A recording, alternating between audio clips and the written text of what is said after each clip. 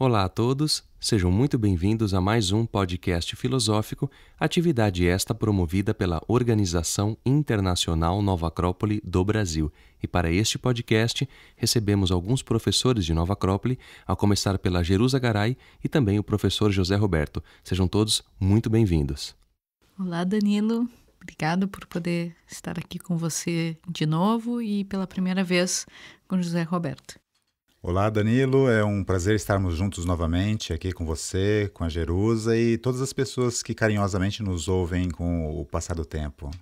Bem, pessoal, em nosso podcast de hoje vamos falar um pouco mais sobre a vida, a obra e também quem foi esse grande escritor, aviador, enfim, esse filósofo, esse idealista, Antoine de Saint-Exupéry. Bom, para começar, eu gostaria que vocês falassem um pouco, então, desta faceta dele, porque, de um modo geral, quando a gente lembra do Pequeno Príncipe, que foi a obra mais famosa dele, a gente associa a esse autor francês. Porém, a gente, muitas das vezes, não tem a devida noção, a profundidade do que ele foi. Inclusive, eu falava a vocês aqui, antes de começarmos a gravar, que eu também não tinha essa noção da grandeza de espírito que ele tinha. Eu gostaria que vocês falassem um pouco disso antes da gente adentrar na sua biografia, na sua vida. A gente, como você bem colocou, a gente conhece mais o Saint-Exupéry pela sua obra, que é O Pequeno Príncipe, que na verdade foi o último livro que ele escreveu. Então, quando a gente lê O Pequeno Príncipe, a gente percebe que existem uma série de conceitos, um olhar sobre o ser humano, sobre a experiência humana que aparece ali naquele livro e que, na verdade, foi o último livro que ele escreveu. Então, se a gente volta e vai conhecer um pouco da vida dele, da experiência de vida dele e todas as obras, a gente vai ver que existe toda uma quase como uma doutrina, né? Uma certa filosofia de vida que ele vai trazendo e que está muito bem resumida no livro do Pequeno Príncipe. E o que é muito interessante é que o Saint-Exupéry, como nasce no início do século passado, teve uma experiência de vida no momento em que surgiam muitas tecnologias. Ele foi um dos primeiros pilotos de avião, num período, como falam alguns, né, não era uma questão se o avião ia cair, era quando ele ia cair, porque os aviões caíam muito. Então, não era pilotar num avião seguro. Então, era um aventureiro, né? Ele, aos 12 anos, ele faz o primeiro voo dele, não como piloto, mas porque ele viu uns aviões lá e vai lá e diz, minha mãe deixa eu voar. E entra no avião Então, ele era um aventureiro, ele era um ser humano que tinha um olhar muito especial em relação aos outros seres humanos, às relações humanas. E tudo isso, o resultado de tudo isso, o suco que ele tirava de todas as experiências dele, é o que ele vai colocar nas obras dele. E que trazem para nós um exemplo de um ser humano que vivia com profundidade e que, a partir desse olhar filosófico da vida, compartilhava isso com outros seres humanos. E isso é tão valioso porque a obra dele, que é O Pequeno Príncipe, é uma das obras mais traduzidas no mundo. É atemporal, é completamente atemporal, é de uma delicadeza, é de uma profundidade e é resultado da experiência de um filósofo da vida, de alguém que vivia a sua vida buscando tirar o que tinha de melhor daí de aprendizado e, acima de tudo, compartilhar isso com os outros seres humanos. Então, acho que isso é um ponto muito importante para a gente entender a natureza do personagem, entender o que ele pode nos ensinar, né? E eu acho interessante destacar que o nosso interesse de trazer alguns detalhes da vida, da obra e principalmente da condição de vida de um personagem como esse é que nós vivemos numa época onde as pessoas, de certa maneira e quase que inconscientemente, o ser humano ele sempre busca modelos, né, com qual ele possa se referenciar para atuar no seu dia a dia com um pouco mais de critério, né? Quando não existem bons modelos ao quais as pessoas possam se referir, ao qual as pessoas possam se inspirar, então elas atuam de acordo com os modelos que têm à sua vista. Então, nós trazemos personagens como Leonardo da Vinci, personagens como Antônio de Saint-Exupéry, justamente porque eles podem servir de modelo para aquelas pessoas que estão querendo uma inspiração para que façam coisas que seja a plasmação da realização dos seus sonhos, né? Então, personagens como Antônio de Saint-Exupéry já começam a mostrar no Pequeno Príncipe, como a Jerusa lembrou bem, foi a sua última obra, mas que em outras obras também demonstram essa clareza de visão a respeito do que é a vida, o que é o ser humano, o que é o mundo, que as coisas podem parecer difíceis, que as coisas podem parecer desérticas, mas que daí você pode, com uma visão interior, com uma visão de quem olha o mundo através da sua profundidade, de uma profundidade que vai encontrando em si mesmo, retirar do mundo lições para o seu próprio crescimento, para o seu próprio desenvolvimento. Quando a Jerusa falava aí no início dessa questão de um jovem um adolescente com 12 anos já fazer um primeiro voo, isso é muito reflexivo porque a gente percebe aí um espírito muito velho, digamos assim, né? Um espírito muito atemporal e um corpo jovem, não é? Eu lembro que eu vi uma entrevista com o Hermeto Pascoal, não é? Que é um grande músico de Alagoas, e aí alguém perguntou para ele uma vez, ele era muito jovem, ele bem jovem começou a tocar os seus instrumentos, né? Enfim, ele é um multi-instrumentista. E ele disse assim, olha, o corpo é de menino, mas o espírito já é bem velho. O Hermeto Pascoal disse isso e me lembra muito que a Jerusa acabou de dizer, porque a gente percebe essa filosofia de vida na vida desses seres humanos. Eu gostaria que vocês falassem então um pouco, não só da vida do Antoine de Saint-Exupéry, mas também das obras dele, porque como o José Roberto colocou, a gente conhece o autor do Pequeno Príncipe, e às vezes a gente se limita a isso, e ele tem uma obra vastíssima como Terra dos Homens, enfim, Voo Noturno e outros livros. Eu gostaria que vocês falassem então um pouco sobre essas obras e sobre ele também. Bom, acho que tem algumas coisas que são interessantes da gente destacar, né? Primeiro, como eu falei, ele nasce literalmente na metade da virada do século, porque ele nasceu no dia 29 de junho de 1900. Então, ele nasce bem na virada do século, né? E ele é filho, eu nunca lembro exatamente se o pai dele é conde ou é duque, mas é algo desse tipo. Então, ele é de uma família nobre, né? E tem 5 irmãos. Ele vai perder o pai dele muito jovem, ele tinha 4 anos quando o pai dele morreu, e ele, junto com a mãe, as 3 irmãs e o irmão mais novo, se mudam, enfim. E ele vai ter viver entre um palácio, que eles chamam, que deve ser uma casa na França, né? Dá pra gente tentar imaginar como era. E aí, em 1912, tem esse episódio muito curioso, que eles estavam fazendo... A gente tem que lembrar que os primeiros aviões, eles vão surgir ali no período da Primeira Guerra Mundial, né? Então, é justamente nesse período, final do século XIX, início do século XX. E aí, tinha os pilotos testando o avião perto da casa dele, ele vai lá e diz, minha mãe disse que eu podia vir aqui. E aí, quando ele faz o primeiro voo. Nesse período aí vai ter a Primeira Guerra Mundial, que vai ser, inclusive, quando vão se usar os primeiros aviões em guerra, né? E aí, em 1917, vai ter um episódio que vai ser muito importante para quem já leu O Pequeno Príncipe, vai fazer a relação aí, que é quando o irmão mais novo dele vai falecer.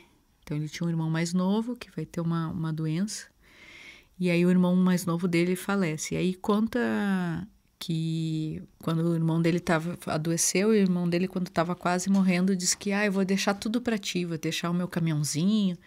E daí se conta, né, dizem algumas pessoas, que ele disse assim, mas eu não quero nada teu, né? Não é isso que eu quero que tu fique. Né? E aí começa talvez aí um dos... onde ele talvez começa a trazer essa ideia do essencial que vai aparecer tantas vezes no Pequeno Príncipe, né? Então, o que é essencial? Não é as coisas que tu vai me deixar, né?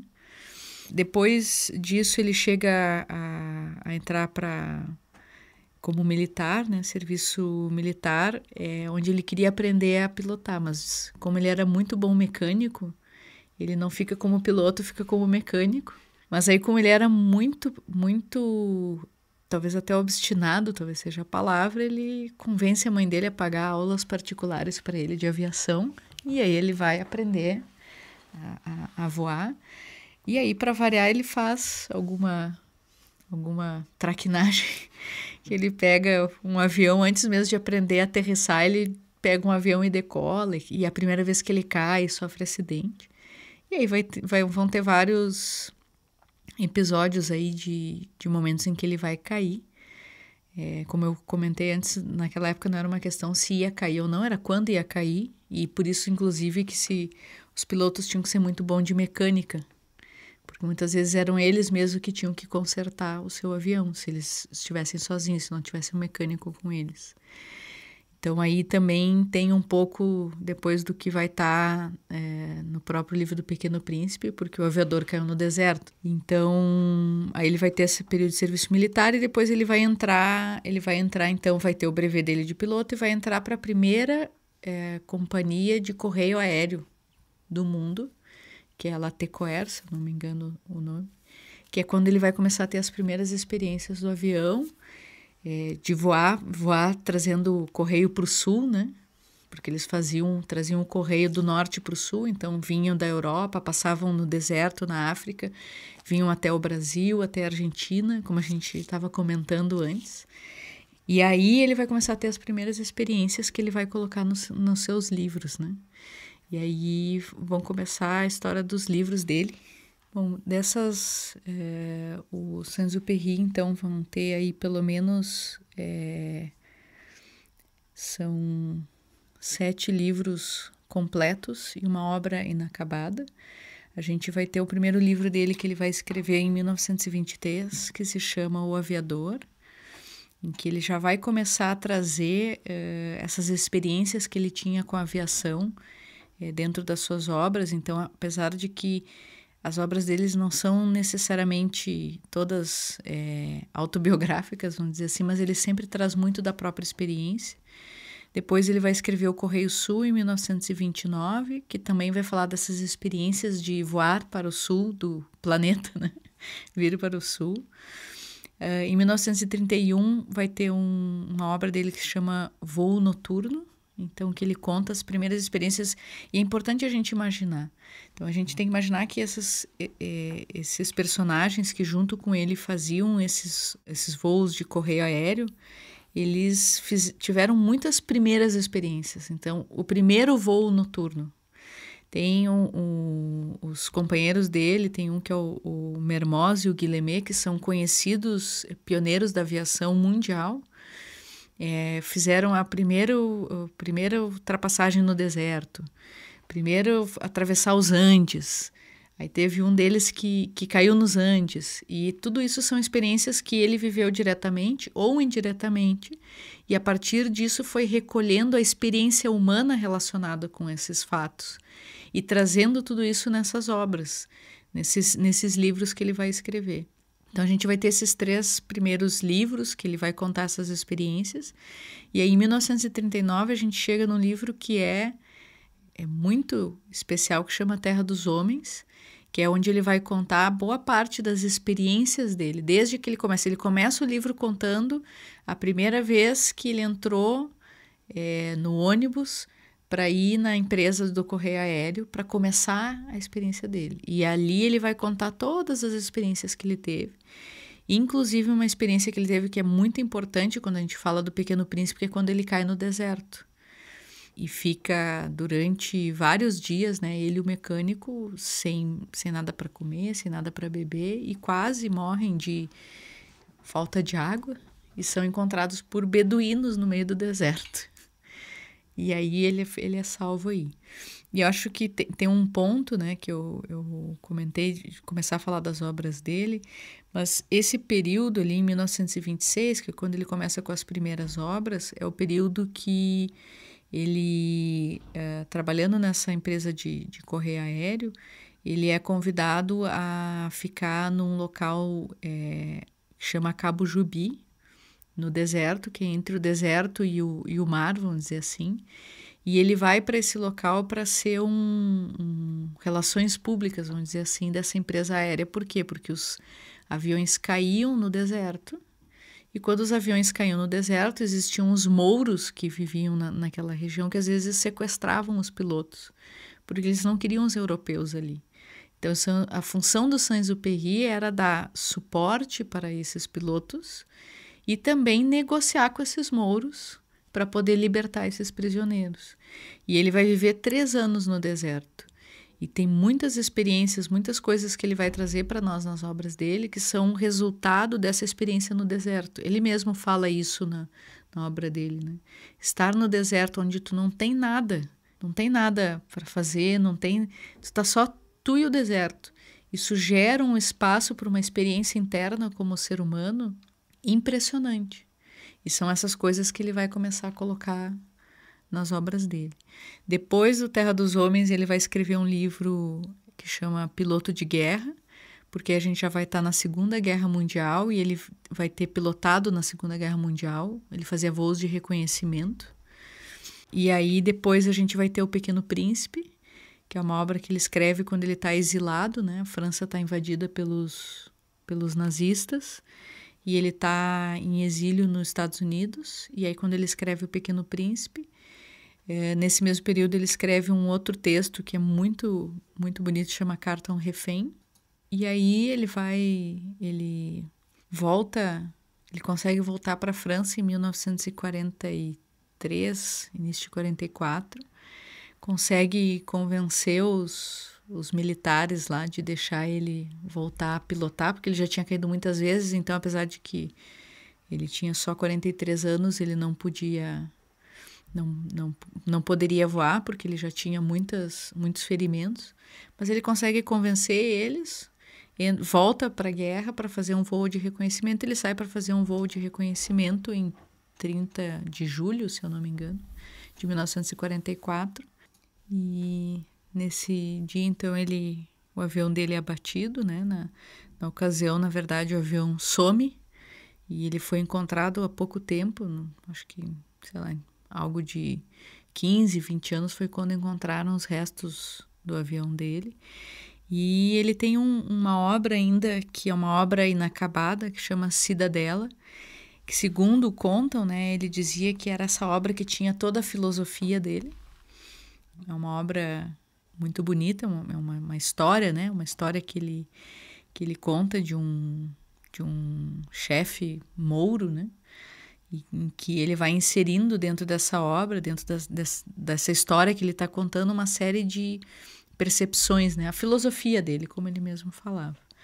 Então, a gente também comentava aqui, né? No meio a tudo isso e dessas obras todas, ele foi jornalista na Guerra Civil Espanhola, ele participou de voos de competição para atravessar da Europa até o Japão.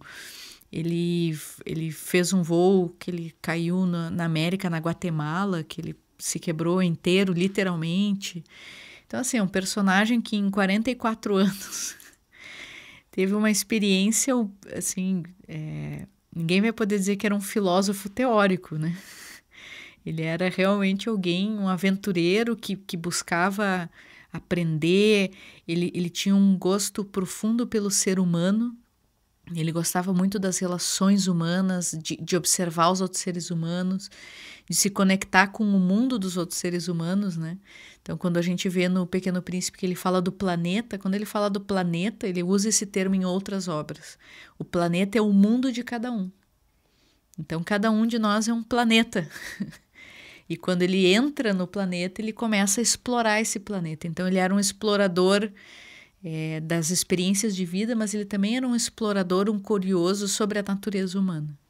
E é muito interessante que a gente percebe, principalmente quando a gente vai tendo uma certa experiência de vida, né? Ou então as pessoas que têm uma experiência de vida, elas percebem que há uma diferença numa leitura de um autor dessa magnitude, né? Porque a pessoa coloca ali uma energia de coisas que ela mesmo viveu, né? Que ela mesmo experimentou, que ela mesmo teve a oportunidade de sentir na sua própria pele. Então a gente percebe realmente, e muitas das obras do Saint-Exupéry, para não dizer todas por enquanto, né? É que a gente percebe essa energia que ele coloca nas coisas que ele escreve, né? É diferente de um autor que teve algumas experiências e amplia isso. Não, pelo contrário, né? Como a Jerusa colocou, em 44 anos de vida ele teve muita experiência com o perigo, muita experiência com as relações humanas. Aquilo que ele sintetiza no Pequeno Príncipe a gente vai sentir como uma força vital em todas as suas obras. E são desses autores que nós precisamos realmente para inspirar, para nos inspirarmos, né, a sermos seres humanos melhores. Não apenas tecnicamente melhores, né, mas despertar algo dessa nossa capacidade de termos valores, de enobrecermos os nossos sentimentos, né, de nos posicionarmos na vida de tal maneira que as nossas experiências sirvam para nos enriquecer e também para enriquecer outras pessoas ao nosso redor. E é importante ressaltar isso que o José Roberto e que a Jerusa falaram também, e eu queria só endossar em mais um ponto. Quando a gente vai ler O Pequeno Príncipe, a primeira vez que eu li fazem muitos anos, e quando você vê a história, o romance, toda a história ela tem algo de realidade. Existiu em algum momento, né? Um autor quando capta, por exemplo, Dom Quixote de La Mancha, seja o Gibran em suas poesias, seja um William Wordsworth, um Machado de Assis, eles captam algo e trazem para uma realidade. Agora, quando você vê uma obra como O Pequeno Príncipe e você vai estudar a vida dele, e você lembrou bem, Jerusa, daquela passagem, aliás, da passagem não, né? Ou seja, um aviador que cai no deserto. É uma história real, literalmente real, ou seja, aconteceu com ele, então ele vem todo imbuído de uma vivência prática, humana. Ou seja, essas obras transmitem algo. E eu gostaria que vocês justamente lessem, eu sei que vocês separaram alguns trechos, sejam de frases que ele menciona, mas sobretudo dessas obras, das experiências que ele narra nessas obras. Eu gostaria que vocês falassem então um pouco sobre isso. Olha, Danilo, uma das histórias que me vem à memória do Terra dos Homens é quando ele descreve a queda do seu amigo Guilherme nos Andes. Porque apesar de ser uma história muito trágica, né, ele coloca de uma tal maneira que demonstra o heroísmo, né, não só de Guilherme, no caso dessa história sim, Guilherme, mas também como ele percebe o valor do heroísmo em todas as pessoas, de uma certa maneira, né? Então ele conta que esse Guilherme, o amigo dele, ele cai nos Andes e fica um número de dias perdidos, né? E cada vez que ele se levanta, aliás, cada vez que ele cai, depois de um determinado momento, né, depois de um determinado tempo, andando sem parar no frio para que o seu sangue não congelasse, para que a sua pele, a sua carne não se congelasse, né? Ele buscava justamente manter-se sempre caminhante, né? Sempre em movimento, não poderia parar realmente, porque imaginemos a situação, né? Um lugar de alturas extremas, frio extremo, então se a pessoa para descansar alguns momentos, alguns minutos, ela não se levantava. Então o Guilherme ele tinha essa consciência, então ele buscava sempre estar em movimento, né? E chega num determinado momento em que ele conta, tipo depois de 3 ou 4 dias, né, em que ele conta em que ali ele pensa em desistir, né, ou seja, em se deitar realmente e não se levantar. Mas aí ele pensa o quê? Ele considera a situação da sua esposa, porque por incrível que pareça, esses caras faziam essas aventuras perigosas e ainda tinham família, né, tinham esposas, tinham filhos. Então ele conta que deitou-se ali e falou assim, olha, pelo menos a minha esposa vai estar assegurada pelo meu seguro de vida. Né? Só que ele pensa, né, que ele caiu numa posição bastante desconfortável e que no degelo, quando chegar o calor das estações quentes, né, a enxurrada que vai se produzir vai levar o seu corpo para um lugar onde ele não vai ser encontrado. Então ele fala assim, eu vou caminhar um pouquinho mais só até aquele monte ali, que lá, pelo menos, quando passar o inverno, né, e encontrar o meu corpo, aí a minha esposa vai poder receber o meu seguro e não ter que esperar 3 anos. Então, esse Guilherme, ele começa a caminhar, né, e nisso de que ele recomeça a caminhar pensando em chegar num monte que está perto, ele anda mais 80 quilômetros, o que lhe permite ser resgatado pelos seus companheiros. E quando ele é encontrado, né, ele conta para os seus colegas, olha, eu fiz alguma coisa que não é um bicho que é capaz de fazer, é somente um ser humano que é capaz de fazer. Né? E na manhã seguinte ele volta a fazer digamos assim, a cumprir as suas funções de aviador. Então a gente percebe que ao descrever essa obra na Terra dos Homens, né, Saint-Exupéry ele dá um valor tremendo a essas dificuldades que demonstram, né, tanto para si mesmo, em que o indivíduo demonstra tanto para si mesmo, como para aqueles que assistem ouvem esse tipo de relato, se inspiram, nossa, Que ser humano é capaz de fazer uma coisa dessa? Ou que ser humano incrível é capaz de fazer uma proeza como essa? E nessa passagem do livro ele vai falar também que ele acha que ele disse, por que o Guilherme atravessou os Andes com o avião? E o pessoal acha que é um espírito de aventura por si só. E ele fala, diz assim, que ser homem é ser responsável. E ele traz essa ideia de que não é pela aventura, mas é pelo senso de responsabilidade com aquilo que eu tenho que fazer. E aí ele vai falar justamente, né? Por que ele sobreviveu? Porque ele tinha um senso de responsabilidade. Um senso de responsabilidade não por si, mas pelos demais. E é isso que diferencia o ser humano dos animais. É isso que diferencia o ser humano de outras categorias, que tem outras qualidades, mas que permite, por exemplo, fazer esses atos que depois a gente vai olhar e vai chamar de heróicos. Ele diz assim, mas um Guilherme nunca ia querer ser chamado de herói. Porque ele não é um herói, ele simplesmente fez o que ele tinha que fazer porque ele tinha um senso de responsabilidade. E esse senso de responsabilidade, é o que também vão reportar em algumas biografias, era algo que caracterizava o próprio Saint-Exupéry. Especialmente quando a gente vai falar do período em que ele viveu no deserto, se fala muito disso, que ele tinha um senso de responsabilidade, de compromisso com aquilo que ele tinha que fazer, que era garantir a vida e a passagem, o salvo-conduto dos seus companheiros quando passavam com os aviões ali pelo deserto. Essa experiência de viver no deserto, que é uma experiência que poucos de nós temos, né? Essa experiência trouxe um espaço de reflexão e de aprofundamento de certas ideias para o Saint-Exupéry. Uma nota curiosa, a raposa que ele coloca no livro do Pequeno Príncipe é um tipo de raposa específico que existe no deserto, que inclusive dizem que ele tentou domesticar uma e não conseguiu domesticar a raposa, né? Então, essa experiência no deserto foi algo muito, muito importante. E aí tem essa obra da Carta a um Refém, que é uma pequena obra, né? Uma carta pública, vamos dizer assim, que ele escreve para um amigo dele, que era judeu e que ficou na França quando foi invadida pelos nazistas, né?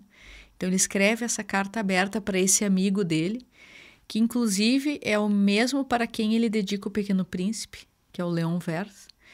E aí essa obra é uma carta aberta para esse amigo, e aí ele fala sobre o deserto, né? Então tem uma frase dele.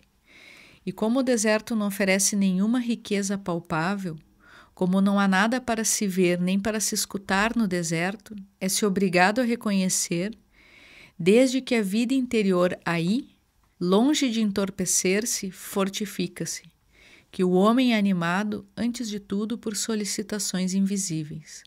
O homem é governado pelo espírito.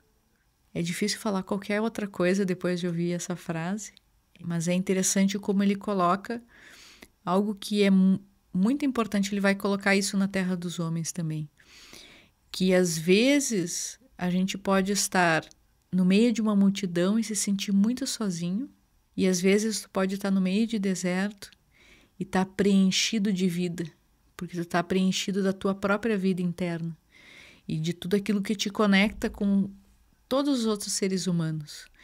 Então, essa experiência de estar sozinho no deserto obrigou a ele a fazer algo que às vezes para a gente é muito difícil, que é ficar sozinho e aprender a construir, a começar as relações humanas pela principal relação humana que a gente tem que ter, que é com a gente mesmo.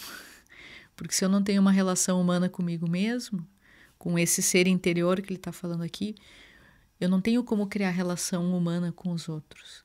E Saint-Exupéry, quando estava no deserto, tinha uma habilidade tremenda de relação humana. Tanto que ele era um excelente diplomata com esses mouros que sequestravam. Por que ele conseguia isso? Porque ele tinha essa relação com ele mesmo. E é a partir dessa relação que ele tem com ele mesmo é que ele vai ter esse olhar, como a gente tem comentado aqui e a gente falava, né? Não tem como falar tudo.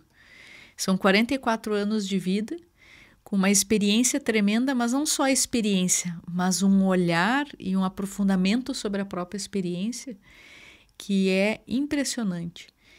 Isso é o filósofo da vida, né? É alguém que vive a sua vida buscando aplicar na sua vida aquilo que acredita, aquilo que aprende.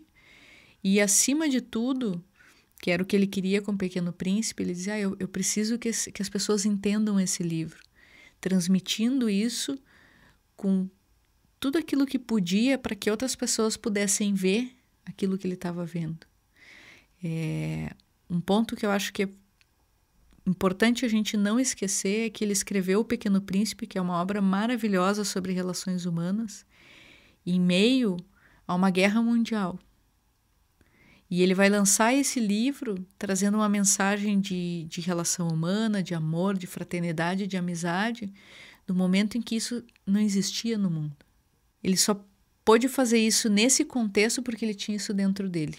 E talvez cultivado nesse momento que ele esteve no deserto. Então, como é importante, como é relevante um ser humano que consegue ter essa profundidade, que consegue ter esse exercício humano, porque ele impacta gerações e gerações. A gente falou do Leonardo da Vinci, é um ser humano que, fazendo um esforço tremendo de desenvolvimento, impacta durante milhares de anos, milhares e milhares de seres humanos, assim como Saint-Exupéry. E a gente observa isso que você falou, Jerusa, quando nós observamos um exemplo como esse e a gente para reconhecê-lo, isso nos norteia. Ou seja, a gente mira algo que a gente imagina, poxa, como ele conseguiu tudo isso? Como você bem lembrou, ele tinha algo dentro e reconheceu isso no silêncio, na solidão. Isso é muito importante e faz com que a gente veja também nas pessoas que estão ao nosso redor, reconhecidas ou não, a gente observe e busque nelas também o melhor que elas têm. E promova isso, não só busque, mas claro, promova dentro de nós e promova nessas relações humanas. E depois eu vou pedir para que você fale aquela frase que nós falávamos, que ele fala onde a convivência é um luxo. E para nós, de uma maneira bem objetiva, hoje luxo é ter posses, ter muitos bens materiais, e isso é algo luxuoso. Na verdade, o luxo para ele, segundo a frase, são as relações humanas. Isso é maravilhoso de se ver, né? Algo muito interessante também, né, Danilo, que das obras do Saint-Exupéry me vem é a relação do Pequeno Príncipe, né? Porque no Pequeno Príncipe nós vemos um príncipezinho ter algumas experiências de vida, na verdade, como a Jerusa colocou, onde cada planeta são o mundo das pessoas, né? Ou seja, ele tem relações com a vida, conhecimento com a vida. Ele sai justamente do seu pequeno planeta para se instruir e se ocupar, né? E com isso, instruir e ocupar-se é tomar contato com outras pessoas, né, com outros mundos. E chegando na Terra, né, ele também tem as suas pequenas aventuras, os seus aprendizados, até ele chegar ao contato com a raposa, né? E é interessante que eu sempre vi esse contato com a raposa como uma espécie da síntese da sua experiência, onde a raposa lhe ensina o valor do essencial, o valor dos laços humanos, né? O valor de uma certa sequência de ritos para que você se aproxime das pessoas de forma correta, de respeito, aprofundando esses laços humanos. E é muito interessante que nós vamos ver depois, né, o Pequeno Príncipe, tendo aprendido que o essencial não é algo visível aos olhos, mas é algo que se vê com o coração, ele também transmitir isso para o aviador perdido no deserto, né? Então é interessante que, olha, eu pelo menos tenho a impressão ao ler as obras de Saint-Exupéry que não temos de onde saber de onde ele tirou tanta sabedoria, né? E que, de certa maneira, a sua vida foi um realce de algo que, sem dúvida, ele já tinha e foi aprendendo a desenvolver dentro de si. Mas é muito interessante que, contrariamente ao que diz, por exemplo, um ditado popular, a vida ensina, né? Nós sabemos que, na verdade, a vida não ensina, a vida traz as dificuldades, ela traz as oportunidades para que nós cresçamos e nos desenvolvemos.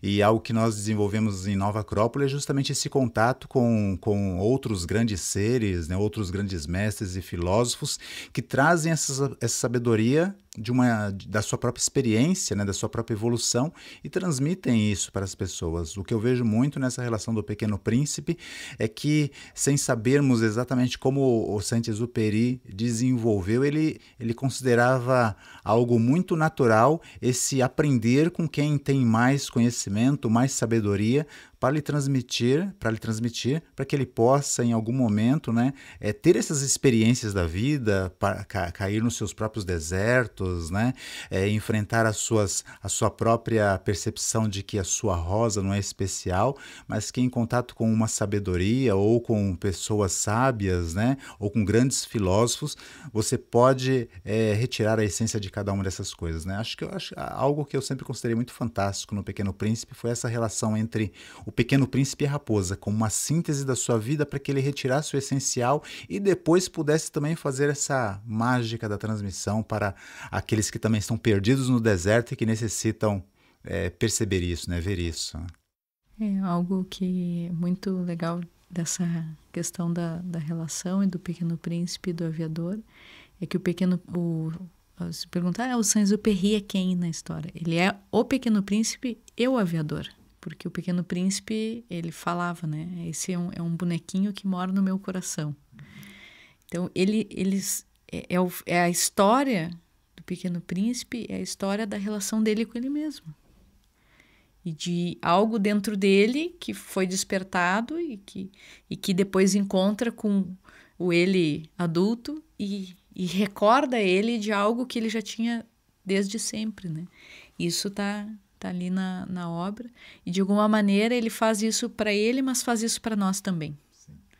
Então, é maravilhoso isso, a possibilidade que a gente tem de compartilhar a jornada de um ser humano que vai aprendendo e vai trazendo ensinamentos que são atemporais e que é um reconhecimento de uma verdade, como ele mesmo falava, uma verdade que não é exclusiva. É uma verdade que é própria para todos os seres humanos. E é por isso que as obras dele, especialmente O Pequeno Príncipe, têm esse alcance. Porque todo mundo lê e todo mundo se identifica. Porque ali a gente está falando da essência da experiência humana. E aí, essa frase que o Danilo falou, né? A grandeza de uma profissão é talvez, antes de tudo, unir os homens. Só há um luxo verdadeiro, o das relações humanas. Bom, é uma frase belíssima, né? Agora, para encerrarmos o nosso podcast, eu gostaria que vocês fizessem as considerações finais e como a gente pode, né, de alguma maneira, extrair algo dessas obras, desse exemplo de vida e, claro, levar isso para as nossas vidas, trazer isso para o nosso, entre aspas, deserto interior e preencher esse vazio que muitas das vezes nós sentimos nesse mundo moderno, cheio de coisas, mas muitas das vezes vazio de valores, né? Eu gostaria que vocês falassem então um pouco sobre isso para a gente encerrar então o nosso podcast de hoje. Bom, Danilo, primeiro ponto é um convite a ler as outras obras de Saint-Exupéry. Acho que é um ser humano interessante, cativante da gente conhecer, e pode conhecer ele muito bem através das obras dele. E acho que tem algo que o Saint-Exupéry coloca no Pequeno Príncipe, que é esse esforço talvez que a gente possa fazer ao se relacionar com qualquer ser humano, de se relacionar com o Pequeno Príncipe que tem dentro desse ser humano. Isso é uma pergunta que eu me faço, né? Se o Pequeno Príncipe aparecesse para mim agora e me pedisse para desenhar um carneiro, que é como começa, né? Desenha-me um carneiro. Como será que eu agiria? Se a gente pensar que todo o contato humano que a gente tem, de alguma maneira, para além daquela imagem de um adulto, lá dentro há um Pequeno Príncipe querendo um carneiro e querendo nos ensinar sobre as relações humanas. Se a gente conseguir ter esse olhar para o mundo, a gente já está colocando em prática um pouquinho o que Saint-Exupéry compartilhou conosco, e talvez com isso fazer o mundo um pouquinho melhor, assim como eu acredito que ele tem feito o mundo bastante melhor através dessas obras dele. Eu, para essas considerações finais, né, Danilo, tem uma frase do Saint-Exupéry que é: ligados aos nossos irmãos por um fim comum que se situa fora de nós. Só então respiramos. A experiência mostra que amar não é olhar um para o outro, mas olhar juntos na mesma direção. Eu acho isso fantástico porque é realmente um caminho de construção, né? E é uma construção que vale a pena porque, como ele demonstra no Pequeno Príncipe, é a diferença entre duas pessoas que olham para as estrelas, né? Em que uma olha para as estrelas, vê um universo bonito e imenso e etc. E outra pessoa olha para as estrelas, né? E aquelas estrelas lembram algo, né? A grandeza da vida, um sorriso de uma pessoa que ela conhece, uma experiência maravilhosa que ela teve na vida. Então é interessante que a gente vê que a experiência que Saint-Exupéry coloca em todos os seus livros é essa capacidade que nós temos de nos unirmos de coração ao outro, né? Não porque simplesmente são relações de interesse, mas porque são relações de pessoas que vão aprendendo a olhar na mesma direção, né? Uma direção evolutiva, uma direção de crescimento, uma direção ascendente, uma direção de beleza, de harmonia. E que isso vai dando sentido a todas as coisas que nos cercam, né? Inclusive as próprias dificuldades, inclusive as estrelas. Né? Então, algo que nós devemos retirar do Pequeno Príncipe para o nosso dia a dia, da vida de Saint-Exupéry e de todas as suas obras, é essa capacidade de nos unirmos de coração uns aos outros, né? Para que a vida apareça em toda a sua grandeza, mágica, maravilhosa, né? Para que um dia, apesar de ser igual ao outro, não seja uma rotina chata, algo frio, mas pelo contrário, algo que nos dê muito calor e nos dê essa inspiração para também transmitirmos algo desse calor a outras pessoas. Bom, dessa maneira encerramos então o nosso podcast. Agradeço mais uma vez a presença da Jerusa Garay e também do José Roberto. Sejam sempre muito bem-vindos. Obrigada, Danilo. Foi uma alegria muito grande poder estar aqui com vocês e falar sobre esse personagem que eu tenho tanto carinho, que é o Saint-Exupéry. E espero que com esse pouquinho que a gente está levando, as pessoas possam se sentirem instigadas a conhecer um pouquinho mais sobre esse grande ser humano. Obrigado, Danilo. Foi um grande prazer estar aqui na sua presença e também de Jerusa, né, para que a gente possa compartilhar com todas as pessoas algo da vida maravilhosa desse grande autor.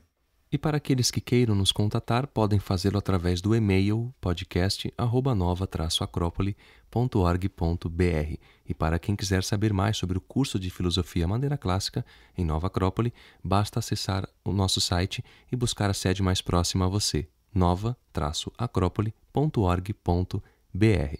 Até a próxima! A trilha deste podcast é de autoria de Schubert e chama-se Andante.